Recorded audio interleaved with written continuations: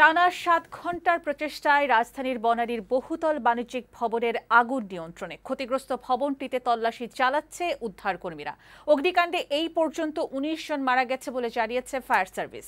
আহত ৯০ জনকে বিভিন্ন হাসপাতালে চিকিৎসা দেওয়া হয়।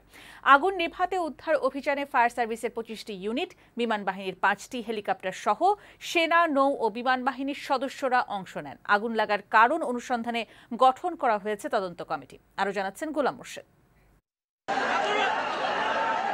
বৃহস্পতিবার দুপুর ১:১ বনানীর বহুতল বাণিজ্যিক ভবন এফআর টাওয়ারের বিভিন্ন তলায় অফিসের কর্মীরা যখন ব্যস্ত কাজে, তখন হঠাৎ ২২ তলা ভবনটির ৭ম, ৮ম তলায় আগুন লাগার খবর ছড়িয়ে পড়ে। দাউ দাউ আগুনে আতঙ্ক ছড়িয়ে পড়ে ভবনসহ আশপাশের এলাকায়। খবর পেয়ে ঘটনাস্থলে ছুটে যায় ফায়ার সার্ভিসের কর্মীরা। সময় গড়ানোর সাথে সাথে আগুনের তীব্রতা বেড়েই চলে। একদিকে আগুনের তীব্রতা, অন্যদিকে কালো ধোঁয়ায় ভরে যায় ভবনের বিভিন্ন তলা। ভেতরে আটকে পড়া অনেকেই সামাজিক যোগাযোগ মাধ্যমে ছবি ছড়িয়ে দিয়ে তাদের উদ্ধারের আকুলতা জানায়। সেই ছবিতে দেখা যায় ভেতরের ভয়াবহতা। ভবনের কাঁচ ভেঙে হাত নেড়ে উদ্ধারের আবেদন জানাতে দেখা যায় আটকে পড়া অনেককেই। আতঙ্কে ভবন থেকে কেউ কেউ লাফিয়ে পড়েন, আবার নামতে গিয়ে আহত হন বেশ কয়েকজন। তাদের উদ্ধার করে হাসপাতালে পাঠানো হয়। উদ্ধারকর্মীরা বড় বড় ক্রেনে করে একের পর এক আটকে পড়াদের বের করে আনতে থাকেন। কাঁচে ঘেরা পুরো ভবনটির বাইরে থেকে কাঁচ ভেঙে ফায়ার সার্ভিসের কর্মীরা ভেতরে পানি ছিটিয়ে ধোঁয়ার তীব্রতা কমানোর চেষ্টা করেন। হেলিকপ্টার দিয়েও উদ্ধার অভিযান অব্যাহত রাখা হয়।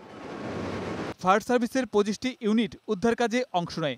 আগুন নিয়ন্ত্রণে আনতে বিমান বাহিনীর ৫টি হেলিকপ্টার ব্যবহার করা হয়।